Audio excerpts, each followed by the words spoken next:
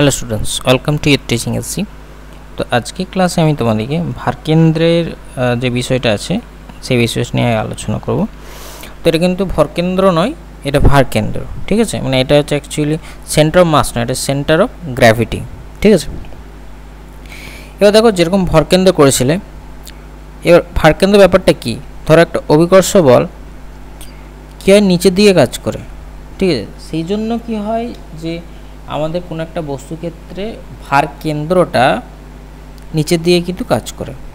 এবার প্রত্যেকটা আমি ধর একটা যদি বস্তু সংস্থা নিই, সাপোজ মনে করো একটা এরকম একটা বস্তু সংস্থা যদি আমি নিই, এক্ষেত্রে তা বস্তু সংস্থার এইখানে যদি প্রত্যেকটা আমি একটা বিন্দু ধরি, বিন্দু ক্ষেত্রে যদি একটা ভর ধরি, তার ক্ষেত্রে এই ভরটার জন্য যে ভারকেন্দ্রটা হবে, মনে করো M1 ভরের যে বস্তুটা আছে তার জন্য কী হবে, ভারকেন্দ্রটা নিচের দিকে কাজ করবে। তবে এদিকে হচ্ছে M2 ভরের যেটা আছে সেটা কিন্তু ভারকেন্দ্র নিচে দিয়ে কাজ করবে। তারপর এখানে তো M3 ভরের বস্তুটা যেটা আছে তার জন্য কি ভারকেন্দ্র নিচে দিয়ে কাজ করবে। এবার এই যে ভারকেন্দ্রগুলো হচ্ছে, এগুলো তোমাদের যে নিচে দিয়ে কাজ করছে, এই যে মানে কি ভরকেন্দ্রটা ভারকেন্দ্র জিনিসটা কিন্তু একরকম নয়। এর জন্য যে ভারকেন্দ্রের যে অদ্বিতীয়তা একটা ফর্মুলা আছে, আর ভারকেন্দ্রের পার্থক্য, সেই জিনিসগুলো এখানে আজকে আমি বলবো। তো দেখো, ভারকেন্দ্র জিনিসটা কি।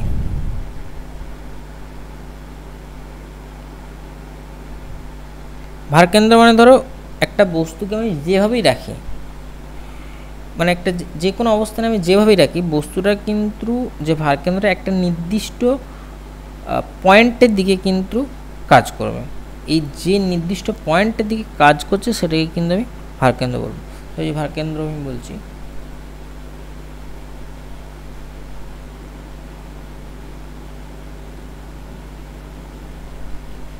এটাকে লিখবে কোনো বস্তুকে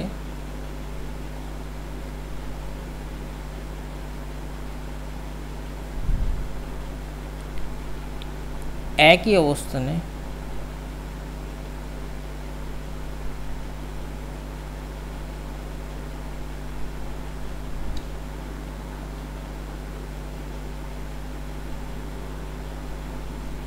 যেভাবেই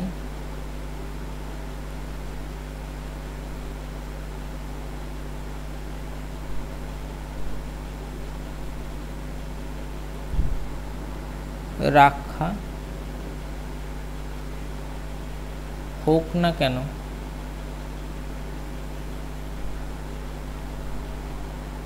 বস্তুর ভার বা ওজন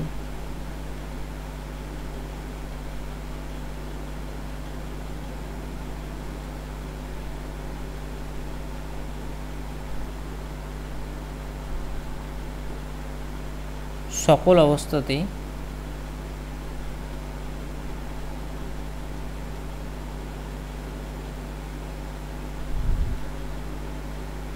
বস্তু সাপেক্ষে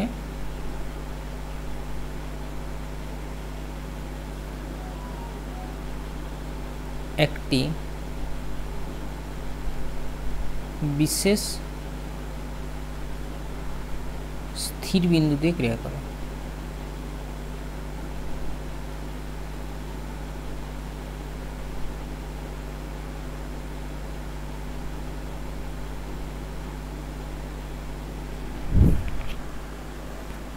ওই বিন্দুকে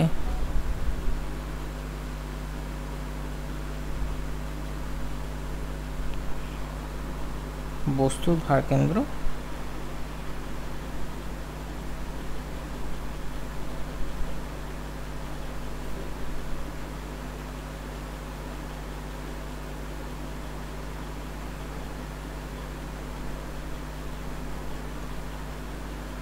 ঠিক আছে। যে পয়েন্টে দিকে কাজ করে সেই পয়েন্টে, ওই পয়েন্টটাই কিন্তু আমি ভারকেন্দ্র হিসেবে বলবো। এবারে কী হয়, পৃথিবীর তো যে অভিকর্ষ ত্বরণটা হয় কি নিচের দিকে কাজ করে। এবার যে ক্ষেত্রে কখন অ্যাকচুয়ালি ভারকেন্দ্র আর ভরকেন্দ্রটা একই জায়গায় মিলিত হবে সেটা কিন্তু তোমরা বুঝতে হবে। ধরো লিখে দিচ্ছি ওটার জন্য কি, যদি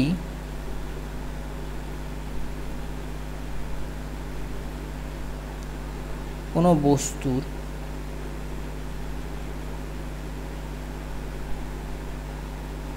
বিভিন্ন অংশের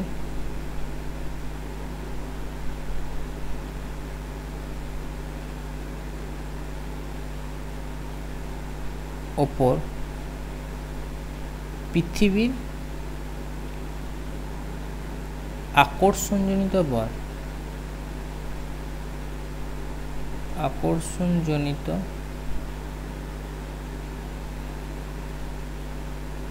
বল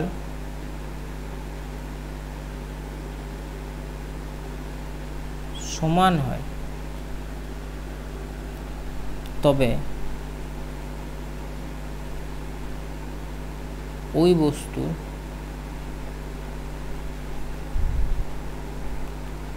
ভরকেন্দ্র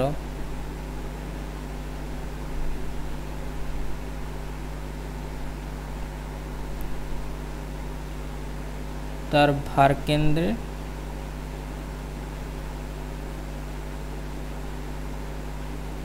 সাথে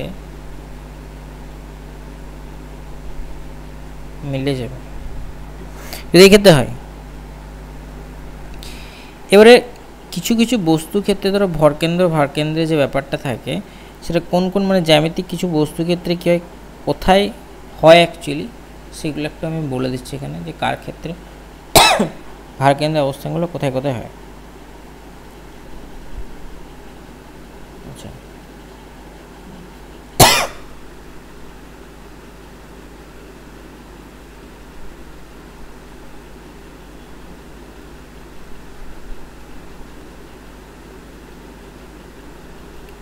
ঠিক আছে। 1 নম্বর লিখবে সুষম ত্রিভুজাকৃতি পাতের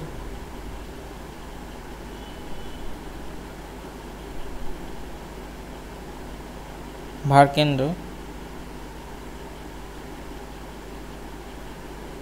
ত্রিভুজে 3টি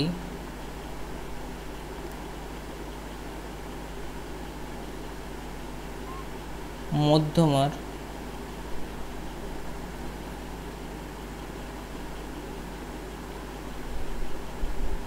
ছেদবিন্দুতে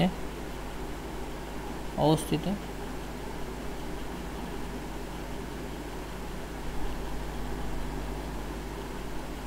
2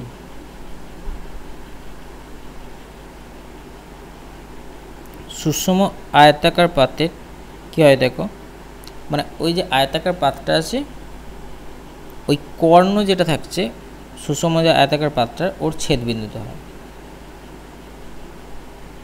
তাহলে কি সুষম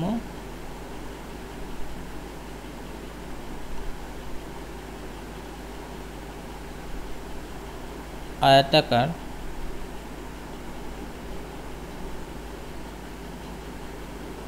পাতের ভারকেন্দ্র তার 2 কর্ণের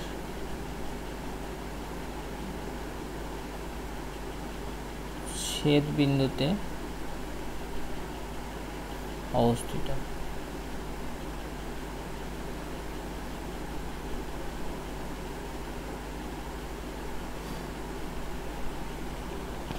এবার লিখবে সুষম গোলাকার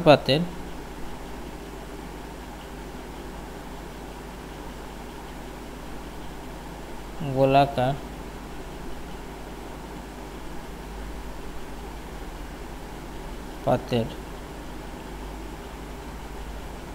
ভারকেন্দ্র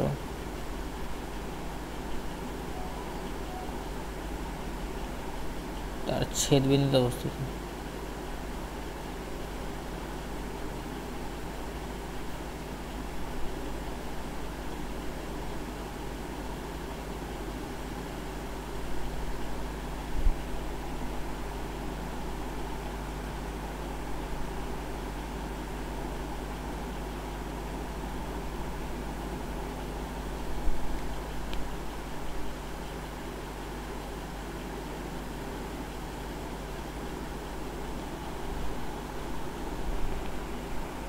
এরপর কিছু ধরো এগুলো পাতের মতো যে সমস্ত বস্তুগুলো থাকে তাদের ক্ষেত্রে এটা বলা। এবার কিছু ধরো আমি 4 নম্বরে যেগুলো দেখাচ্ছি সেগুলো হচ্ছে ধরো দণ্ডের ক্ষেত্রে, মানে এগুলো পাত নয়, পাত ছাড়া যেগুলো হচ্ছে জ্যামিতিক আকারে সে বস্তুগুলো একটু যদি সুষম ও সরল দণ্ডের ভারকেন্দ্র তার দৈর্ঘ্যের মধ্যবিন্দুতে অবস্থিত।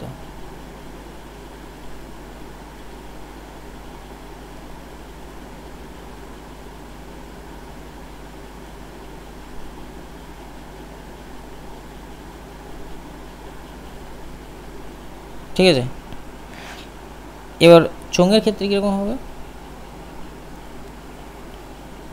সুষম চোঙের ভারকেন্দ্র তার অক্ষের মধ্যবিন্দুতে অবস্থিত।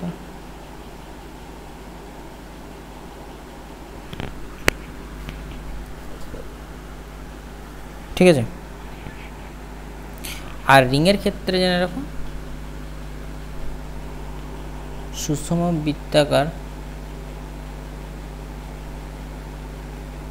যদি শর্ট কোশ্চেনে আসে তাহলে তোমরা লিখতে পারো এগুলো,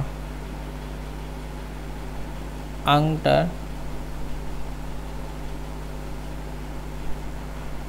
ভারকেন্দ্র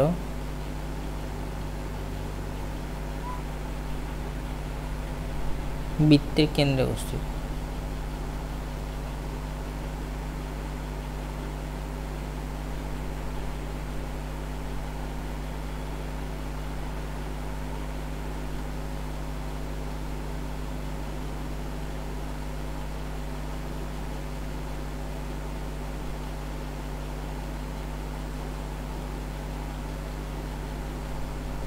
এবার এখানে একটা ব্যাপার আছে, দেখো যদি আংটাটা আমি যেটা রাখছি, আংটাটার সেন্টারের মধ্যে যেহেতু ভারকেন্দ্রটা হচ্ছে, সেহেতু এটা একটা হিসাব দেখো যে বস্তুটা থাকছে সেই বস্তুটা যে উপাদানটা হচ্ছে সেই উপাদানে কিন্তু বাইরে ভারকেন্দ্র অবস্থান করতে হবে, উপাদানটার মধ্যে যে ভারকেন্দ্র অবস্থান করতে হবে তার কোনো মানে নেই।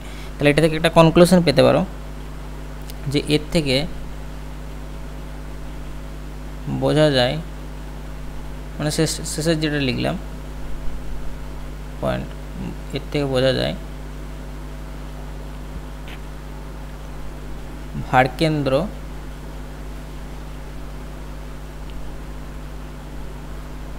বস্তুটির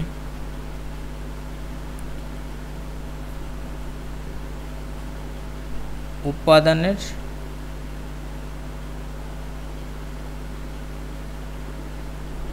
বাইরেও থাকতে পারে। ঠিক আছে, এরপর একটা জিনিস করবে, সেটা হচ্ছে ভারকেন্দ্রের অদ্বিতীয়তা, মানে ইউনিনেক্স অফ সেন্টারিটি। মানে ভারকেন্দ্রটা ধরো যে একাধিক বিন্দুতে যে ভারকেন্দ্রটা সম্ভব নয়, সেটাই হচ্ছে ভারকেন্দ্রের অদ্বিতীয়তা। মানে বিভিন্ন জায়গায় হতে পারে না, একটা মেন পয়েন্টে কিন্তু ভারকেন্দ্র হবে, মানে একটাই নির্দিষ্ট পয়েন্ট হবে, কোনো মানে ভারকেন্দ্র কি অনেকগুলো পয়েন্টে কিন্তু ভারকেন্দ্র হতে পারে না, সেটাই ভারকেন্দ্র অদ্বিতীয়তা। ওটা লিখে নাও, ভারকেন্দ্রের অদ্বিতীয়তা, এটা সূত্র মতো।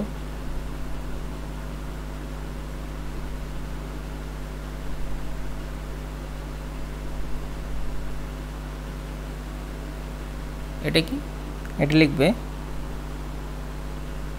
বস্তুর ভারকেন্দ্র একটি বিন্দুতে অবস্থিত থাকে,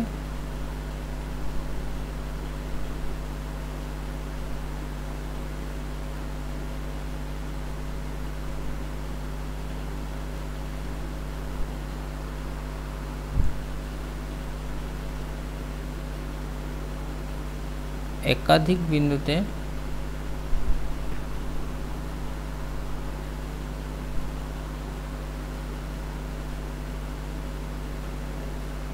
ভারকেন্দ্রের অবস্থান সম্ভাবনা, একে ভারকেন্দ্রের অদ্বিতীয়তা বলা হয়।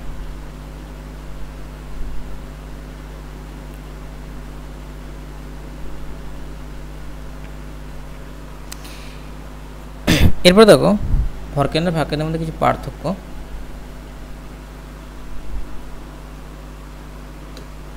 এটা করবে, এগুলো শুধুমাত্র থিওরিটিক্যাল কোশ্চেন, এর থেকে যদি কোনো এমসিকিউ থাকে সেই জন্য এগুলো করে দিতে হবে।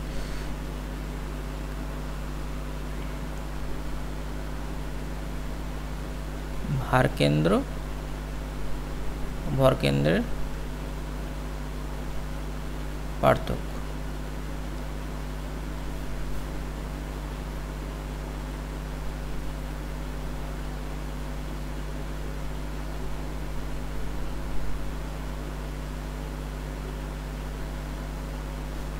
এটাই করবে।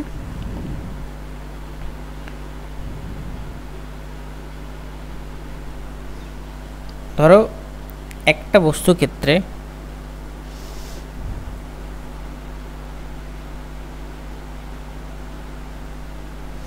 মানে ভারকেন্দ্র জিনিসটা যে টাইপের হয় আর কি, ভারকেন্দ্রটা ধরো নিম্নমুখী সবসময় কিন্তু কাজ করবে, আর ভরকেন্দ্রটা কি নিম্নমুখী কিন্তু হয় না। একটা বিন্দু যেখানে যেখানে বলটা প্রয়োগ করলে বস্তুটা আবর্ত গতি থাকবে না, শুধুমাত্র রৈখিক গতি থাকবে, এটাই ভরকেন্দ্র।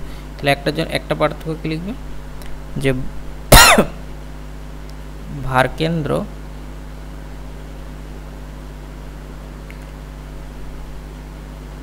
এমন একটি বিন্দু যে বিন্দুর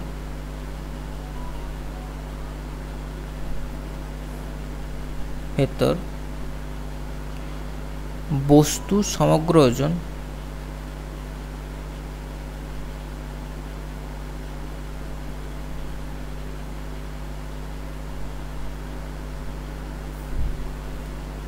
নিম্নমুখী কাজ করে।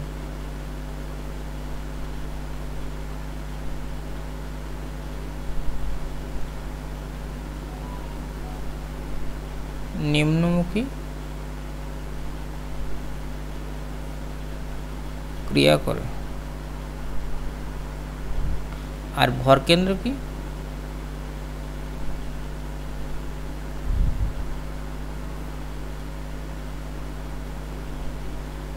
এমন একটি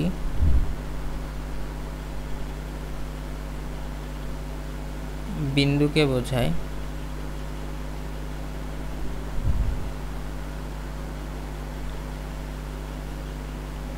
যেখানে বল প্রয়োগ করলে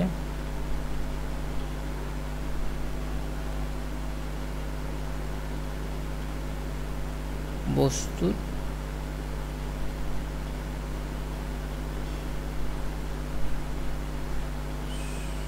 শুধুমাত্র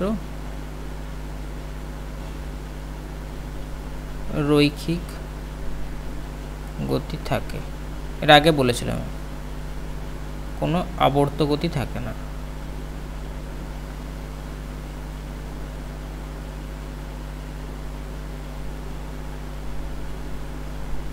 আবর্ত গতি থাকে না। দ্বিতীয় লিখতে পারো, ধরো বস্তুটার ক্ষেত্রে যদি জি এর মানটা যদি সমান না হয় সব ক্ষেত্রে, তখন কী হবে, বস্তু ভারকেন্দ্র আর ভরকেন্দ্র কিন্তু একই বিন্দুতে হবে না। ঠিক আছে, ওটাও লিখে দিচ্ছি যে বস্তুর বিভিন্ন বিন্দুতে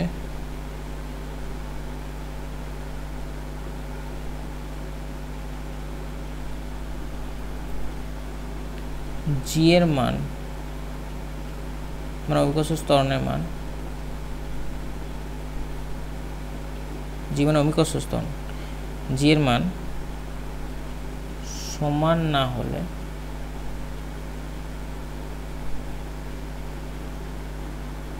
বস্তু ভরকেন্দ্র ও ভার কেন্দ্র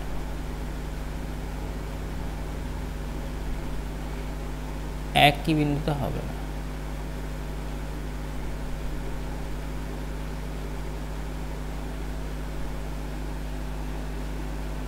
তিন,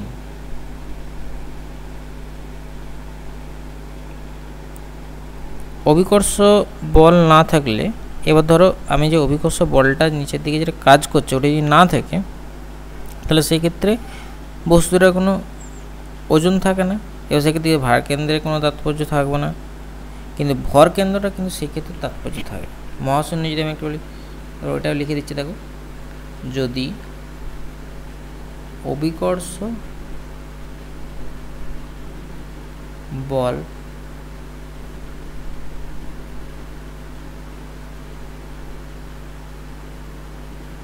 না থাকে তাহলে বস্তু ওজন থাকে না, তাই তখন কি হবে, ওই ভার কেন্দ্রটা কিন্তু কোনো গুরুত্ব দেবে না, ভার কেন্দ্রের কোনো গুরুত্ব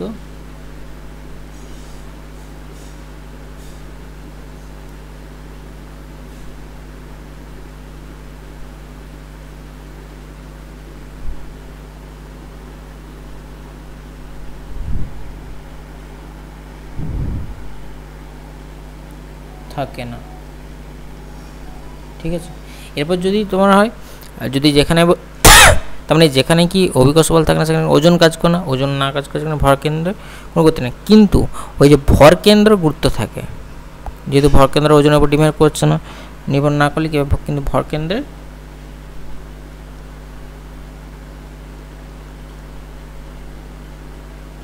গুরুত্ব থাকে।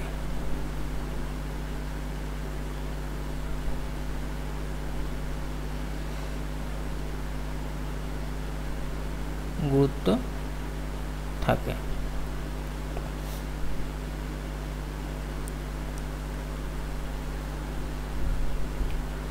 এবার এই যে বললাম কি তোমাদেরকে যে ভর কেন্দ্রে গুরুত্বটা থাকছে এক্ষেত্রে, সেক্ষেত্রে কি মানে এটা কিন্তু অ্যাকচুয়ালি মহাশূন্যেই কিন্তু সম্ভব, এটা কিন্তু পৃথিবীর মধ্যে কোনো জায়গায় কী আছে, কিন্তু অভিকর্ষ বলটা তো কাজ করছে, ওজনটা কাজ করবে, সেহেতু কিন্তু ভার কেন্দ্রে গুরুত্ব থাকবে, কিন্তু যেখানে কিছু মহাশূন্যে গিয়ে অনেক সময় কী হয়, যেখানে অভিকর্ষ বলটা কাজ করে না সেখানে কি হচ্ছে, তখন কিন্তু ভর কেন্দ্রে গুরুত্ব থাকে।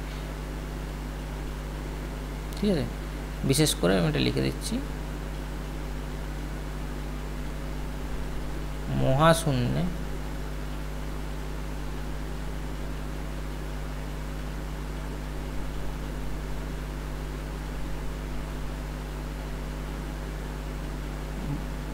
ভর কেন্দ্রে